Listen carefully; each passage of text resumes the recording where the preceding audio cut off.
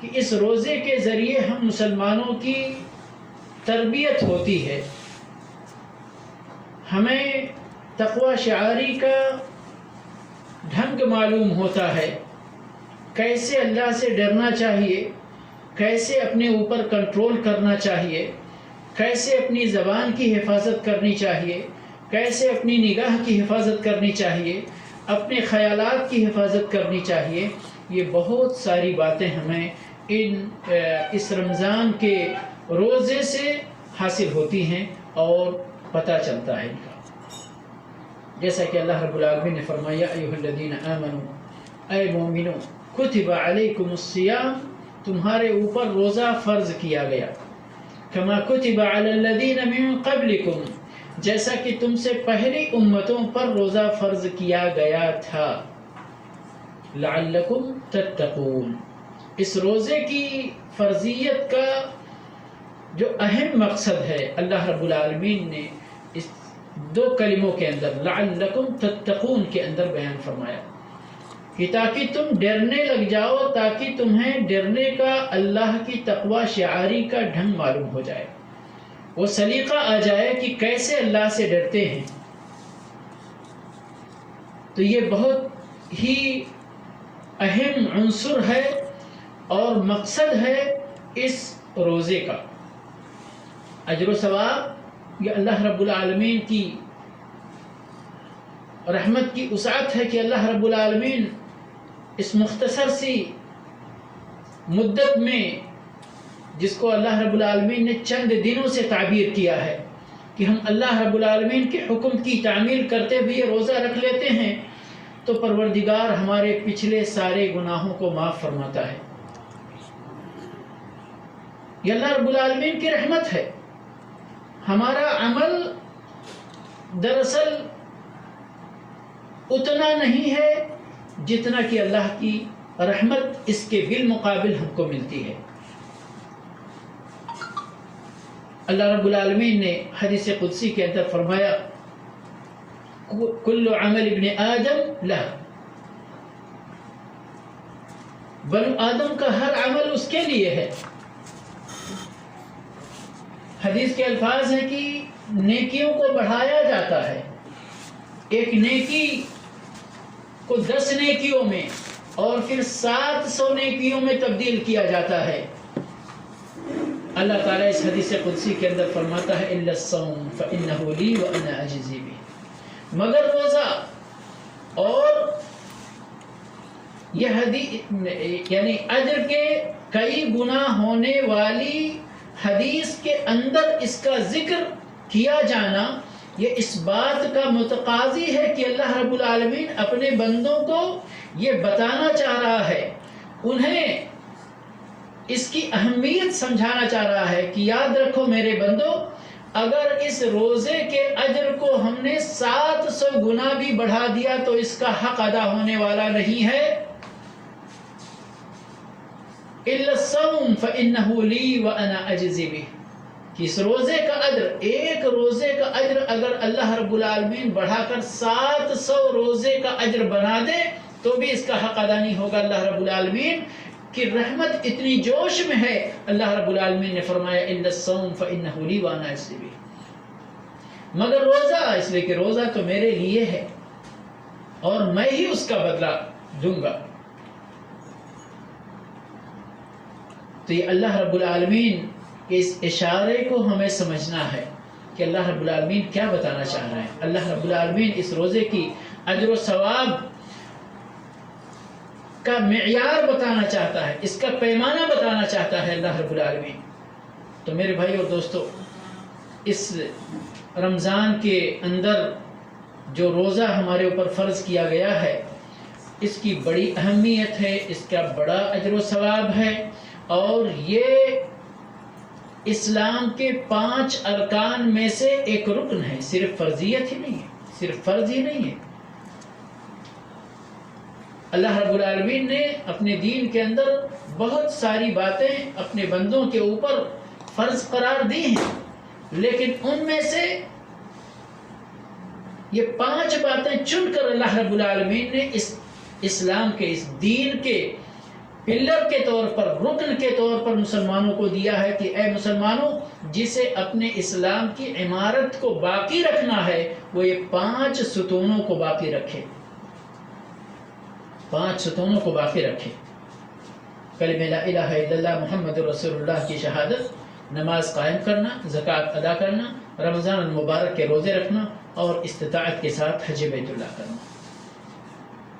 تو اس کی بڑی اہمیت ہے، اور اس کے تعلق سے انشاءاللہ چند باتیں بالترتیب آپ کے سامنے عرض کی جائیں گے، جن میں کچھ باتیں جو عام طور پر اس رمضان کے تعلق سے بطور احکام ہمیں سمجھنا ضروری ہے، اور پھر اس کی فضیلت کے بارے میں۔ جب اس کی فضیلت کی بات کرتے ہیں تو ابھی ہمارے سامنے 2 نقطے ہیں جن کی فضیلت بیان کرنا ضروری ہے۔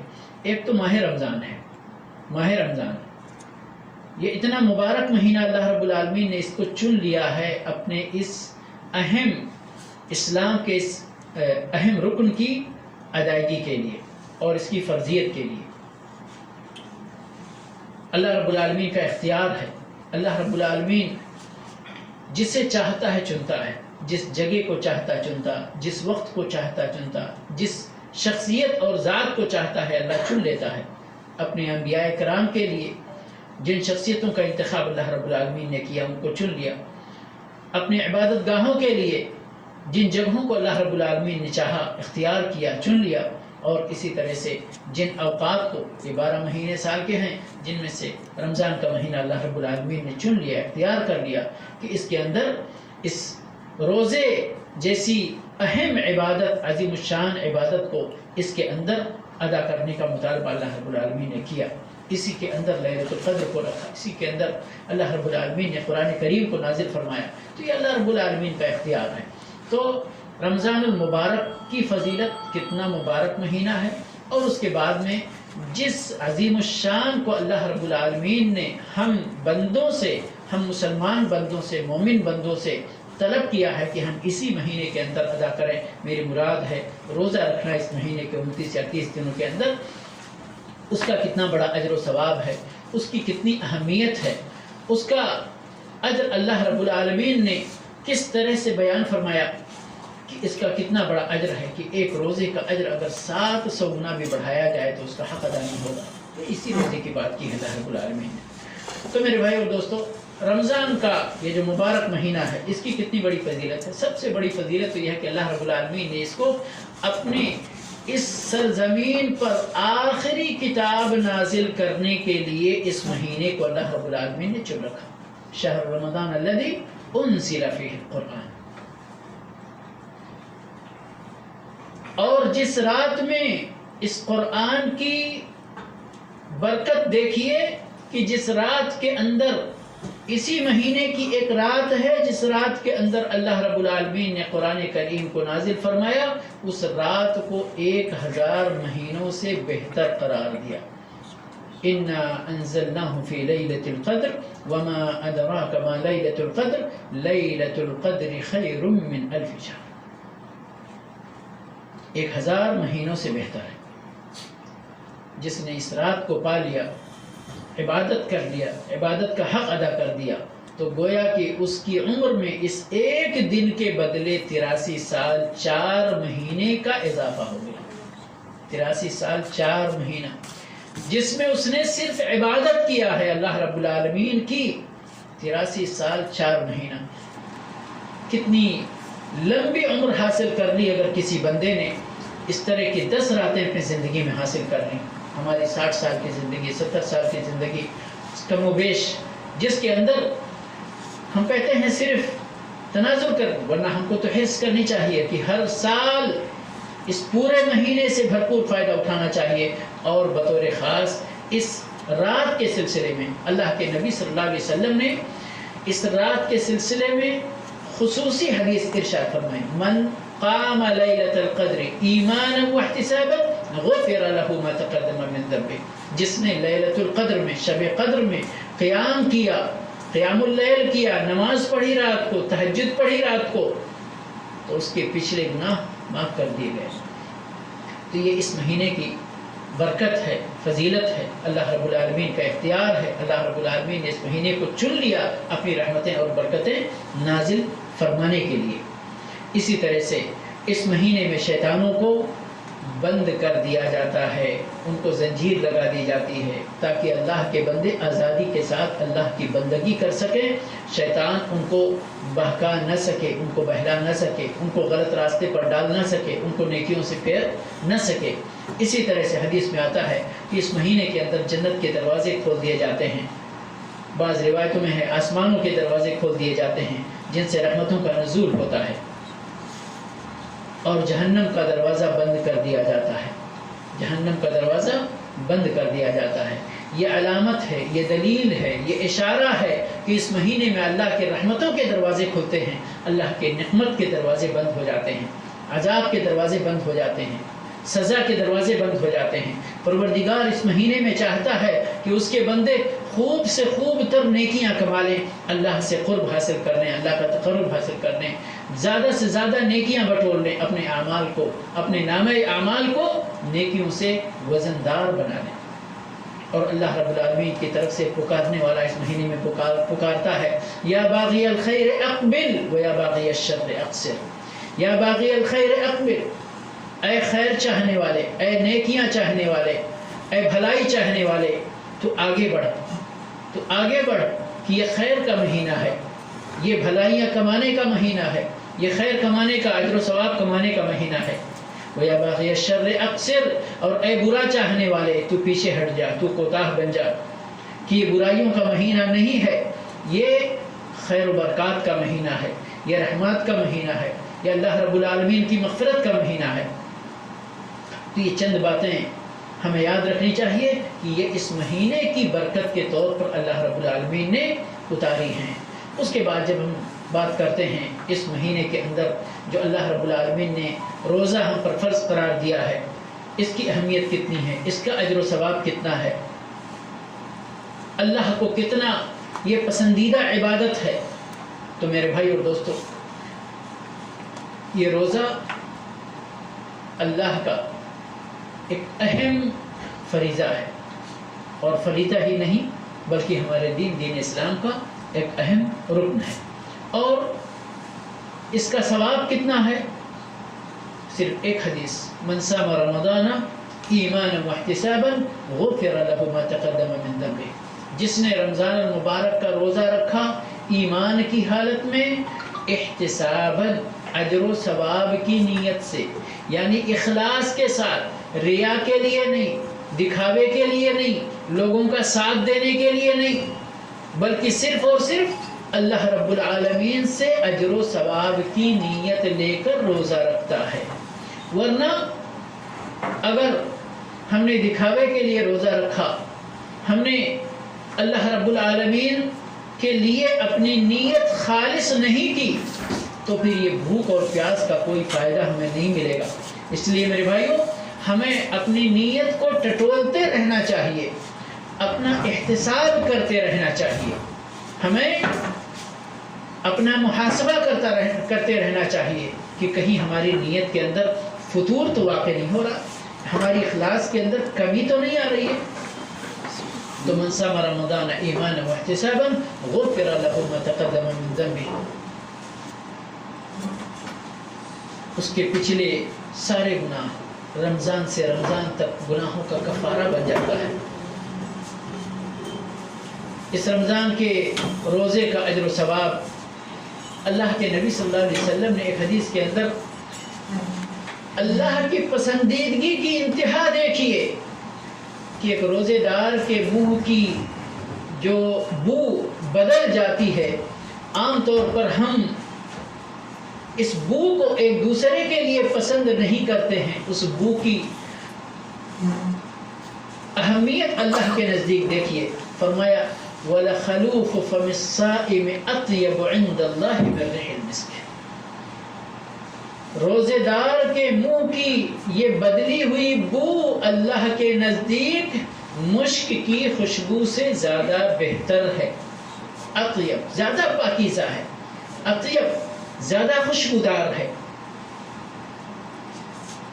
اور بھی بڑی ہی فضیلتیں ہیں، بڑا ہی اجر و ثواب ہے۔ اللہ کے نبی صلی اللہ علیہ وسلم نے فرمایا ایک حدیث کے اندر کہ اللہ کے لیے جو ایک دن کا روزہ اللہ کی راہ میں رکھتا ہے تو اللہ 70 سال کی مسافت کے مطابق جہنم کو اس سے دور کر دیتا ہے۔ تو سبحان اللہ، اللہ رب العالمین یعنی اس مہینے کے اندر اس کا خاص کرم ہے، اس کی خاص رحمتیں ہیں۔ ہم اس کو بیان نہیں کر سکتے، ہم اس کو اپنے الفاظ کے اندر بند نہیں کر سکتے، گھیر نہیں سکتے، اس کی انتہا اللہ کو معلوم ہے۔ اس لیے ہمیں صرف اللہ رب العالمین کی رحمت کی وسعت کو اپنے سامنے رکھتے ہوئے رب العالمین سے اس کی رحمتوں اور برکتوں کی امید اور بے پایاں، غیر محدود، لامحدود، وسیع رحمتوں کی امید کرتے ہوئے ہمیں اللہ کے احکام کو بجا لاتے ہوئے اس مہینے کے اندر روزہ رکھنا چاہیے۔ اور اللہ رب العالمین نے جتنی باتوں کا ہمیں حکم دیا ہے عام دنوں میں، وہ سب کے سب ہم ان دنوں کے اندر زیادہ سے زیادہ کریں، اور جن چیزوں سے اللہ رب العالمین نے ہمیں عام دنوں کے اندر رک جانے کا حکم دیا ہے، ان دنوں میں زیادہ سے زیادہ ہم حرص کریں اس بات کی کہ ان دنوں میں ان کاموں کا، ان چیزوں کا، ان گناہوں کا ارتکاب ہم سے نہ ہونے پائے۔ اور اگر انسان ہونے کے ناطے کبھی لغزش ہوتی بھی ہے تو فوری طور پر اللہ کے حضور توبہ کریں، روئیں، گڑ گڑائیں، گناہوں کی معافی مانگیں کہ یہ موقع ہاتھ سے جانے نہ پائے، رب ہمارا ہم سے ناراض ہونے نہ پائے۔ پروردگار کی رحمتیں جو نازل ہونے والی ہیں، رب العالمین ہمیں اس مہینے کے اندر ان سے نا امید نہ کر دے، محروم نہ کر دے۔ تو اس لیے ہمیں اللہ رب العالمین کی رحمتوں سے پوری امید لے کر اس رمضان کے مہینے میں اپنے نفس کا محاسبہ کر کے، اپنے پچھلے نامہ اعمال پر نظر ڈال کے، اگر ان کے اندر ہمیں کچھ کمیاں نظر آتی ہیں تو اللہ سے سچی توبہ کریں، روئیں، گڑ گڑائیں۔ رمضان کا مہینہ شروع ہونے سے پہلے ہم کوشش کریں کہ ہمارا دامن پاک ہو جائے، پروردگار ہمیں بخش چکا ہو، اور پھر اس مہینے کی ان برکتوں کو حاصل کرنے کے لیے ایک نیا جوش، نیا ولولہ، نیا حوصلہ لے کر اس مہینے کا استقبال کریں۔ اور جب تک یہ مہینہ ہم سے رخصت نہ ہو جائے، ہمارے جوش کے اندر کمی نہ آنے پائے، ہمارے جذبے کے اندر، ہمارے حوصلے کے اندر، ہمارے عزم کے اندر کوئی کمی نہ آنے پائے۔ ہم اس مہینے کی ایک ایک منٹ، ایک ایک سیکنڈ سے فائدہ اٹھانے کی کوشش کریں۔ یہی ہمارے ایمان کا تقاضا ہے، یہی ہمارے اسلام کا تقاضا ہے، یہی رب العالمین کی رحمتوں کی امید کرنے کا تقاضا ہے۔ تو ہمیں چاہیے کہ ہم اس مہینے کی اہمیت کو سمجھیں اور اللہ کی رحمتوں کی تلاش کریں۔ ماہ رمضان، اس کا آغاز کیسے ہوتا ہے، شروعات کیسے ہوتی ہے؟ دو طرح سے اس کی شروعات ہوتی ہے، ہمیں اچھی طرح سمجھنا چاہیے تاکہ ایک وہ ممنوع عمل جو اللہ کے نبی صلی اللہ علیہ وسلم نے ہم سب مسلمانوں کے لیے ممنوع قرار دیا ہے، اس سے ہم بچ سکیں۔ ممنوع عمل کیا ہے کہ شک کے دن کا روزہ ہمیں نہیں رکھنا چاہیے۔ ہو سکتا ہے آج رمضان شروع ہو گیا ہو، یہ اپنے دل کے اندر وسوسہ پیدا کر کے اس دن کا روزہ رکھنا یہ شریعت کے اندر ممنوع ہے۔ یقین ہو جائے کہ ہاں رمضان کا مہینہ شروع ہو گیا ہے، پھر پہلے دن سے ہی ہم روزہ رکھیں گے۔ کیسے ہمیں یقین ہوگا؟ دو طریقے ہیں۔ پہلا طریقہ یہ ہے کہ آپ چاند دیکھ لیں، اپنی نگاہوں سے دیکھ لیں، یا آپ کے مسلمان بھائی جو با اعتماد ہیں، عدول ہیں، ثقہ ہیں، قابل بھروسہ ہیں، وہ دیکھیں اور لوگوں کو خبر دیں۔ ٹھیک ہے، تو یہ ایک طریقہ ہوا۔ دوسرا طریقہ، اگر چاند دیکھنے میں پریشانی ہو گئی، مشقت ہو گئی، بدلی ہے، غبار ہے، کسی بھی وجہ سے مسئلہ صاف نہیں ہے، جو بھی رکاوٹ ہے، آپ شعبان کی 30 تاریخ مکمل کیجئے، اور 30 تاریخ مکمل کرنے کے بعد جو اگلے مہینے کا پہلا دن ہے وہ آپ کے رمضان کا افتتاح ہے اور رمضان کا آغاز ہے۔ شک کے دن کا روزہ نہیں رکھنا چاہیے، اور ہمیں رمضان کے آمد کا یعنی پختہ علم ہو جائے، اور علم حاصل کرنے کی یہی دو طریقے ہیں، پھر ہمیں روزہ رکھنا چاہیے۔ روزہ کہتے کس کو ہیں؟ ہم روزہ اتنی دیر سے کہہ رہے ہیں۔ عربی زبان میں صوم کا لفظ یا سیام کا لفظ اس کے لیے استعمال کیا گیا ہے، جس کے معنی اگر لفظی معنی ہم ڈکشنری کا معنی اگر دیکھنا چاہتے ہیں تو اس کے معنی ہوتے ہیں امساک، رک جانا۔ اب کن چیزوں سے رک جانا، کب سے کب تک رکنا، اور کس وجہ سے رکنا، یہی ہے رمضان یا روزے کی تعریف، یہی ہے روزے کی تعریف۔ اگر ہم اس کی ڈیفینیشن بیان کرنا چاہیں، شریعت کے اندر اس کا جو اصطلاحی معنی ہے وہ ہم بیان کرنا چاہیں تو اس کا معنی یہی ہے۔ کن چیزوں سے رکنا؟ روزہ توڑ دینے والی چیزوں سے، جس میں کھانا پینا، ہم بستری، بہت ساری چیزیں آتی ہیں، ان سے رک جانا۔ کب سے رکنا، کب تک رکنا؟ طلوع فجر سے لے کر رکنا اور غروب آفتاب تک رکنا۔ کیوں رکنا؟ کیا نیت لے کر؟ وجہ کیا ہے؟ اللہ کی عبادت اور اللہ کی بندگی اور اللہ سے اجر و ثواب کی نیت لے کر رکنا۔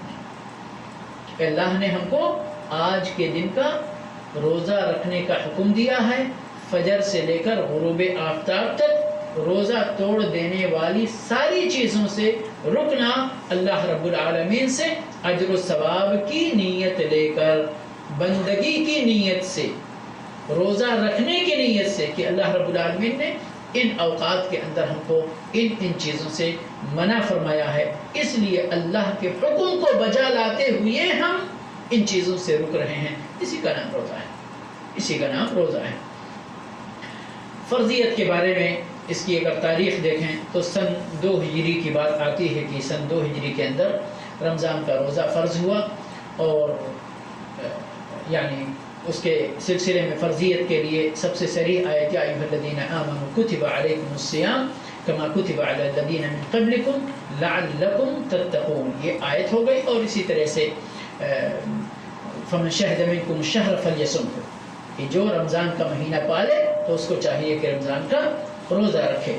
اور اسی طرح سے اللہ کے نبی صلی اللہ علیہ وسلم کی وہ حدیث جہاں اسلام کے ارکان کو بیان کیا گیا ہے، جس کے اندر حدیث جبریل بڑی مشہور ہے، اور اسی طرح سے بنی الاسلام علی 5 شہادت اللہ الہ الا اللہ، یہ 2 حدیثیں بڑی مشہور ہیں۔ حدیث جبریل کہتے ہیں جبریل علیہ السلام اللہ کے نبی صلی اللہ علیہ وسلم کے پاس آئے تھے اور اسلام کے بارے میں، ایمان کے بارے میں، احسان کے بارے میں اور قیامت کے وقت کے بارے میں سوال کیا۔ جب جواب نہیں ملا تو اس کی نشانیوں کے بارے میں سوال کیا۔ یہ چند سوالات تھے۔ جانے کے بعد اللہ کے نبی صلی اللہ علیہ وسلم نے صحابہ کرام سے، حضرت عمر رضی اللہ تعالیٰ عنہ سے فرمایا کہ جبریل آئے تھے تاکہ یہ سوالات کریں اور میری زبان سے ان سوالات کا جواب نکلے اور یہ سارے لوگ سنیں اور یہ دین کی تعلیم کا ذریعہ بنے۔ یہ ہے۔ اور اس کے بعد بنی الاسلام علی 5 شہادت اللہ الہ الا اللہ وان محمد رسول اللہ واقام الصلاۃ وایتاء الزکاۃ وصوم رمضان وحج بیت اللہ من استطاع الیہ سبیلا۔ تو ان آیتوں کی بنیاد پر اور ان احادیث کی بنیاد پر اور امت کا اجماع ہے اس بات پر کہ روزہ رکھنا فرض ہے۔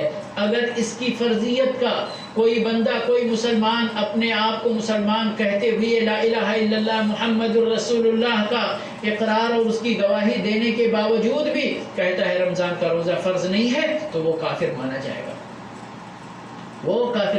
گا، اور اگر فرضیت کا انکار نہیں کرتا ہے پھر بھی عملی طور پر رمضان کا روزہ نہیں رکھتا ہے تو اس نے اپنے اسلام کے 5 ستونوں میں سے ایک ستون کو ڈھا دیا اس نے۔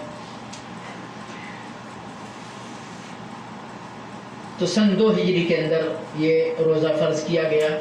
اب روزہ جب ہم شروع کرنے کی بات کرتے ہیں کہ ہمیں روزہ رکھنا چاہیے تو سب سے پہلا مسئلہ جو درپیش ہوتا ہے وہ روزے کی نیت کیسے کی جائے، اور اس کے سلسلے میں باقاعدہ امت کے اندر زمانے قدیم سے ابھی تک بھی جھگڑا چلا آ رہا ہے کہ نیت کیسے کی جائے.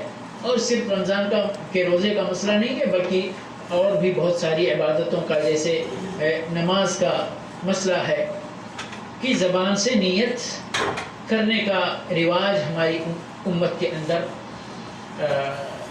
یعنی پھیلا ہوا ہے. اور الحمدللہ ابھی اس بات کے زمانے میں حتیٰ کہ جن کو بڑی ضد تھی اس سلسلے میں، ان کی طرف سے بھی کافی کلیریفیکیشن سامنے آیا ہے. خاص طور پر جو جملہ مشہور ہے نیت کے لیے ہمارے یہاں، بصوم غد نویت من شہر رمضان، یہی جملہ مشہور ہے. اس سے قطع نظر کہ اس جملے کی شریعت کے اندر کیا حیثیت ہے اور زبان سے نیت کرنے کی کیا حیثیت ہے، اس جملے کے معنی پر چند سالوں پہلے چند علماء کرام حنفی مسلک کے ٹیلی ویژن چینل پر بیٹھ کر انہوں نے اس بات کی وضاحت کی کہ اگر ہم اسی طرح کے جملے سے اپنی نیت روزانہ کرتے آ رہے ہیں اور زندگی ہماری اسی پر گزر گئی تو ہماری پوری زندگی کا روزہ ہم نے گویا کہ رکھا ہی نہیں، یا رکھا تو بغیر نیت کے رکھا. وضاحت کی ہم نے کیسے، بصوم غد نویت من شہر رمضان، یعنی ہم کل کے دن کے روزے کی نیت کر رہے ہیں. روزہ کس دن کا ہے؟ آج کا ہے، اور نیت کل کے دن کے روزے کی ہے. گویا کہ ہم نے آج کے دن کی روزے کی کوئی نیت نہیں کی، آج کے دن کا روزہ ہمارا بغیر نیت کے گیا. اور میں نے اس سے پہلے بھی کئی بار اس بات کی وضاحت کی ہے کہ ہمارے اپنی اردو سمجھنے والے احباب سے بہت سارے مواقع پر غلطیاں ہوئی ہیں، اور ان غلطیوں کی بنیاد اور وجہ جو ہے وہ عربی زبان کو کما حقہ نہ سمجھنے. اس میں سے ایک یہ جملہ بھی ہے. شاید اگر ان کو یہ جملہ شروع سے ہی سمجھ میں آ جاتا کہ میں کس چیز کی نیت کر رہا ہوں، تو نیت کے الفاظ ممکن ہے وہ بدل کر کسی طرح کرتے. اگر ان کو اسی بات پر ضد تھی کہ ہمیں الفاظ میں ہی نیتیں کرنی ہیں تو بھی الفاظ کو دوسرے کرتے. اس طرح سے بصوم اليوم کہتے کم سے کم کہ آج کے دن کے روزے کی میں نیت کر رہا ہوں. بصوم غد نہیں.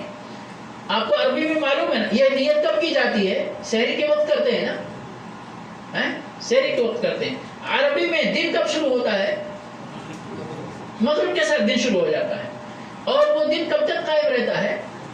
دوسرے دن مغرب تک. یعنی آج ہم فجر کے ٹائم نیت کر رہے ہیں تو گویا کہ آج کے جو دن شروع ہو چکا ہے اسی دن کے روزے کی ہمیں نیت کرنی ہے. تو ہم کل والے کی کر رہے ہیں، آج کا دن یوں ہی گزر رہا ہے. بہت سارے حتیٰ کہ یہ جو نیت کا مسئلہ ہے، اور نیت کے اندر یہ جو یعنی ایک مسئلہ بن گیا، بہت بڑا مسئلہ، وہ صرف اور صرف عربی میں نوا ینوی کا معنی نہ سمجھنے کی بنیاد پر. انما الاعمال بالنیات، یقیناً نیت کی تو شرط ہے کہ کوئی بھی عمل ہم بغیر نیت کے، کوئی بھی عمل کا مطلب اللہ کی عبادت، بغیر نیت کو خالص کیے ہوئے اور بغیر نیت کے اگر ہم کرتے ہیں تو اس عمل کا اعتبار نہیں ہوگا. ٹھیک ہے؟ مسئلہ ہے یہاں پر نیت کرنے کا طریقہ. میں نے ایک بار لمبی گفتگو کی ہے نیت کے سلسلے میں، یہاں پر مجھے یاد ہے، لیکن ہو سکتا ہے بہت سارے بھائی ہمارے اس میں رہے کہ نہیں رہے، یاد نہیں مجھ کو.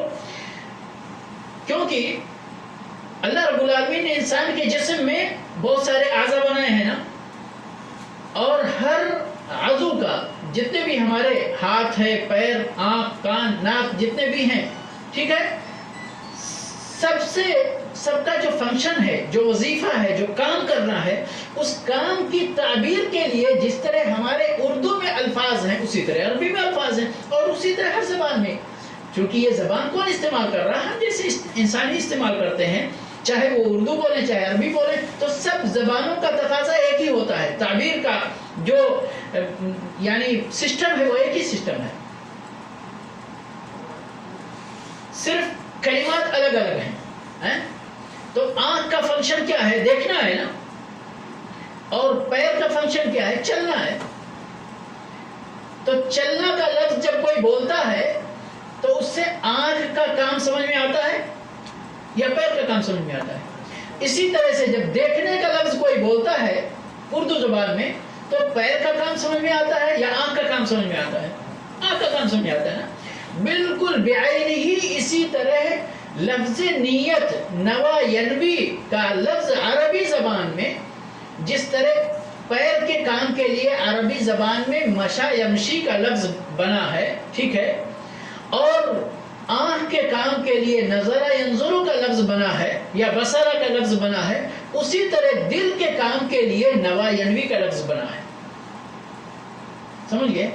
تو جب عربی زبان میں ہمارے رسول صلی اللہ علیہ وسلم نے یہ حدیث ارشاد فرمائی انما الاعمال بالنیات، تو عرب کے لوگوں نے بالکل کسی نے آ کر وضاحت نہیں کیا، نہیں تو بات تو سوال تو آتا نا، صحابہ کرام یہی چھوٹتے نہیں، صحابہ کرام آ کر فوراً پوچھتے۔ اس حدیث کے بعد دوسری نماز کا جو ٹائم تھا وہ آ کر سوال کرتے اللہ کے نبی صلی اللہ علیہ وسلم بتائیے اب تو ہم کو نماز پڑھنا ہے، اب کیسے ہم نیت کریں؟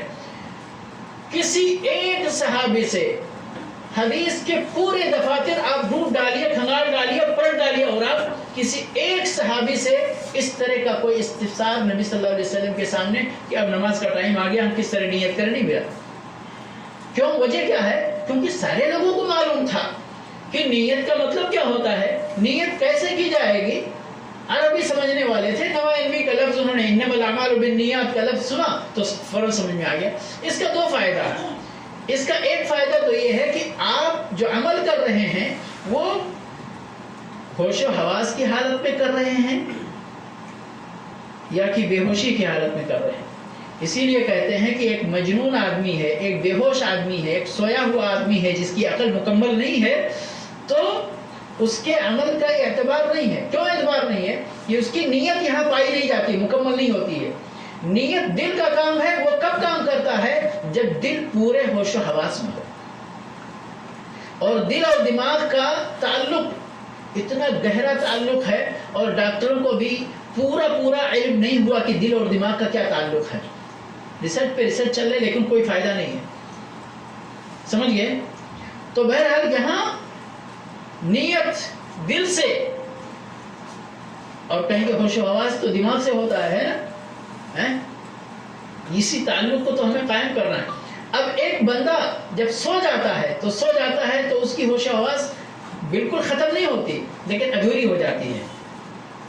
ایک آدمی جو پاگل ہو جاتا ہے اس کی عقل، جس عقل کا اعتبار شریعت میں ہوتا ہے وہ عقل ختم ہو جاتی ہے تو اس کے اعمال کا اعتبار ختم ہو جاتا ہے، کیونکہ اس کے دل کے اندر نیت حتیٰ کی ابھی ایک آدمی بیٹھا ہوا ہے، سب کچھ ہے، سویا ہوا نہیں ہے، مجنون نہیں ہے، بے ہوش نہیں ہے، لیکن غفلت کا شکار ہے،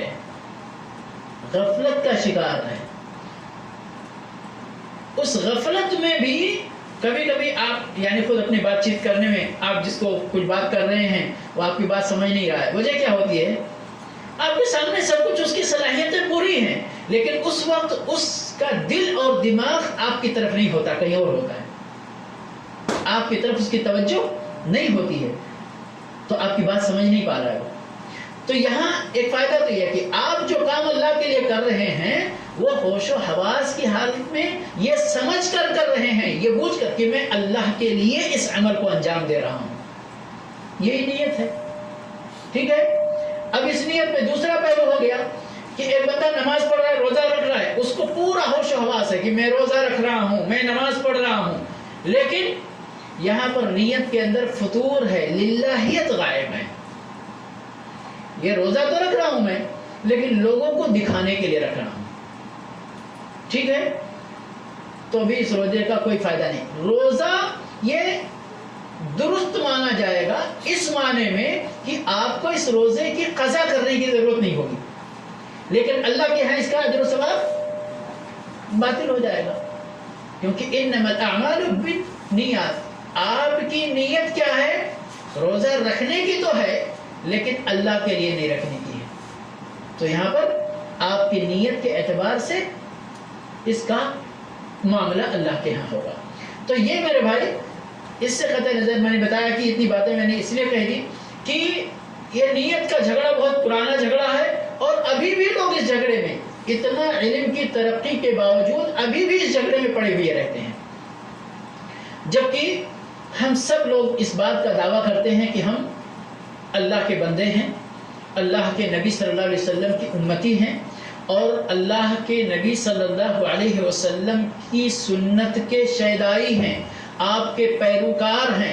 لیکن بعض مسائل آتے ہیں، شیطان نے ہم کو اس طرح الجھا دیا ہے کہ اس وقت پیروکاری، تابع داری، نقش قدم پر چلنے کی بات، نبی کو اپنا اسوہ، قدوہ، نمونہ، آئیڈیل ماننے کی بات سب پیچھے چلی جاتی ہے، اور ہماری وہی بات نہیں ہمارے علماء پرانے کہہ کے گئے، ہمارے باپ دادا ایسے کر کے گئے کہ ہم کو نہیں معلوم تھا. وہ سارے بہانے وہی جو ہر قوموں کے شیطانی جو بہانے ہوا کرتے تھے، وہی بہانے ہم مسلمانوں کے سامنے آ جاتے ہیں.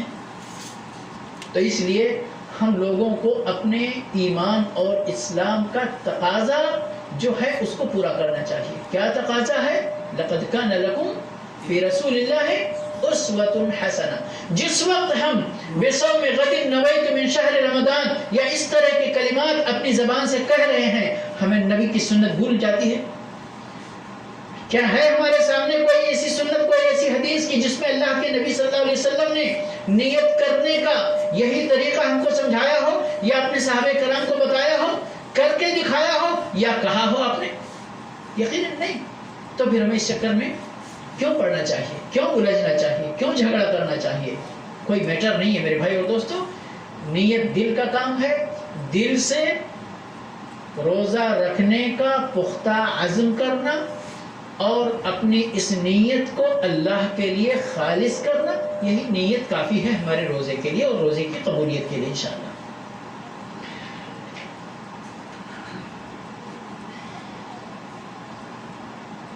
اب یہ نیت کا جو مسئلہ ہے، کب نیت کرنی چاہیے، اس کا 2 وقت ہے.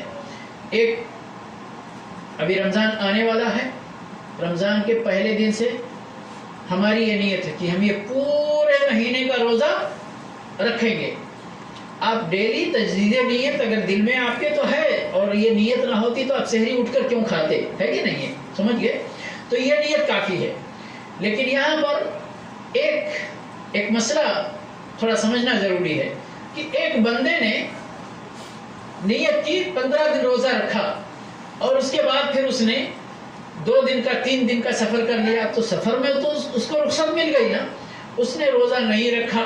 اب دوبارہ جو باقی روزے ہیں اس کے لیے یہاں ضروری طور پر گویا کہ تجدید نیت، وہ بھی دل کے اندر ہی. یاد رکھیں نیت کرنے کا جو طریقہ ہم نے بتایا، مسلم طریقہ شریعت کے اندر، وہ یہی دل کے اندر.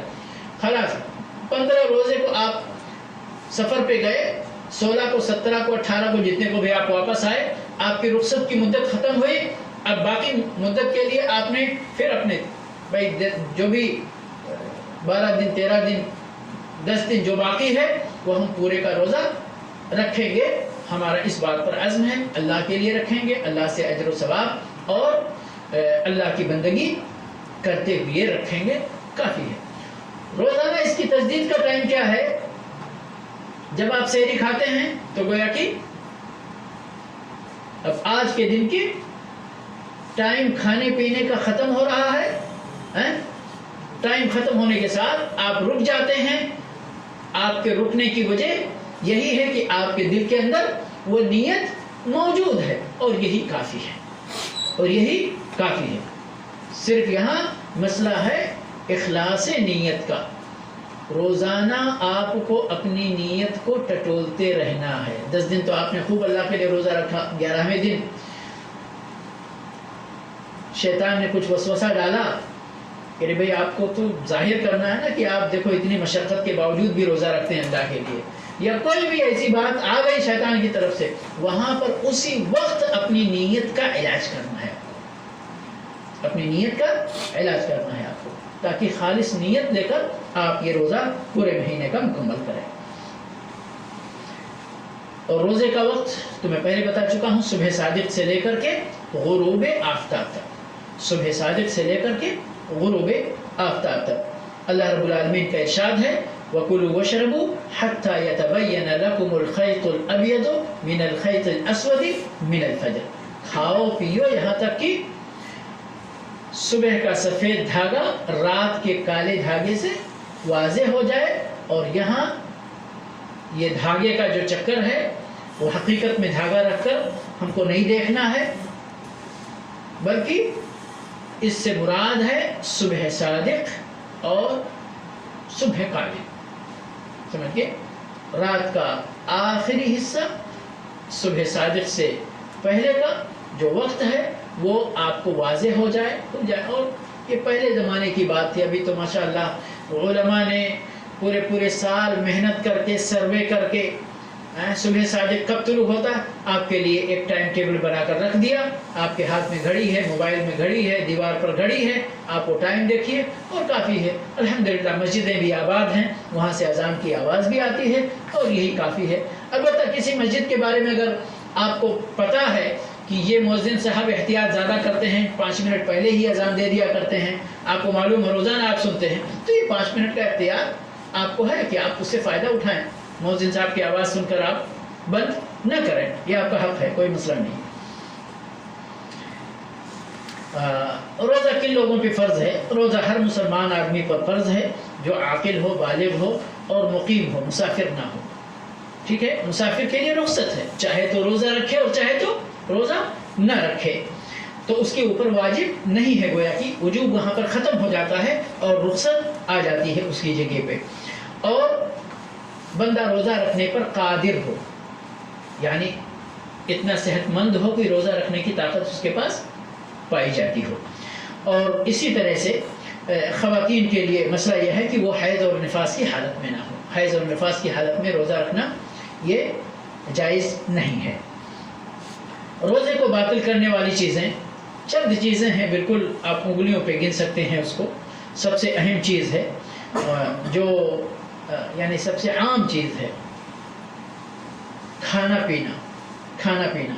اب وہ کھانے پینے کی شرط کیا ہے کہ آپ جان بوجھ کر کھائیں، اگر بھول کر کھا لیا آپ نے تو روزہ آپ کو نہیں ٹوٹے گا، یہ اللہ کی رحمت ہے۔ دیکھیں اللہ کے نبی صلی اللہ علیہ وسلم حدیث ارشاد فرماتے ہیں من نسیا، جو بھول گیا اور اس کے بعد پھر فاکل او شرب، کھا لیا یا پی لیا، فلیتم صومہ، تو اس کو چاہیے کہ اپنا روزہ پورا کرے۔ کیا فرماتے ہیں نبی صلی اللہ علیہ وسلم فإنما أطعمه الله وسقاه، اور كما قال صلی اللہ علیہ وسلم، یہ اللہ نے اس کو کھلایا اور پلایا ہے۔ بھول گیا، غفلت طاری ہو گئی اور بندے نے کھا لیا، خاص طور پہ یہ مہینے کے ابتدائی دنوں میں جس کو روزہ رکھنے کی عادت نہیں ہے، اور یعنی ابتدائی دنوں میں اس طرح کا حادثہ ہوتا ہے اور بہت سارے لوگوں کو اس طرح کا، تو ان کو بہت سارے لوگ اسی وقت سوال کرتے ہیں۔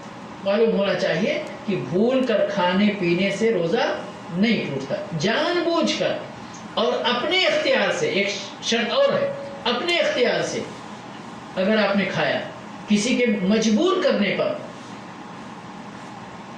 مجبور کرنے کی صورت کیا ہے یاد رکھیں، دیکھیں مجبوری کی اپنی شریعت کے اندر اضطراری کیفیت ہوتی ہے۔ مجبوری وہاں جہاں پر آپ کو اپنی جان کا خطرہ، اپنی عزت کا خطرہ اور اس طرح کے خطرے ہوں، وہاں پر ایک مسلمان بندہ ہے دشمنوں کے نظرے میں آ گیا، پکڑا گیا، اب دشمنوں کو معلوم ہے کہ یہ مسلمان ہے، روزے سے ہوگا، جان بوجھ کر کے انہوں نے شیطانی کیا اور آپ کے گردن پر تلوار رکھ کر یا سینے پر ریوالور رکھ کر کنپٹی پر کہا بھائی یہ گلاس پانی پیو، نہیں تو تم کو گولی ماریں گے، تم کو تلوار سے مار دیں گے۔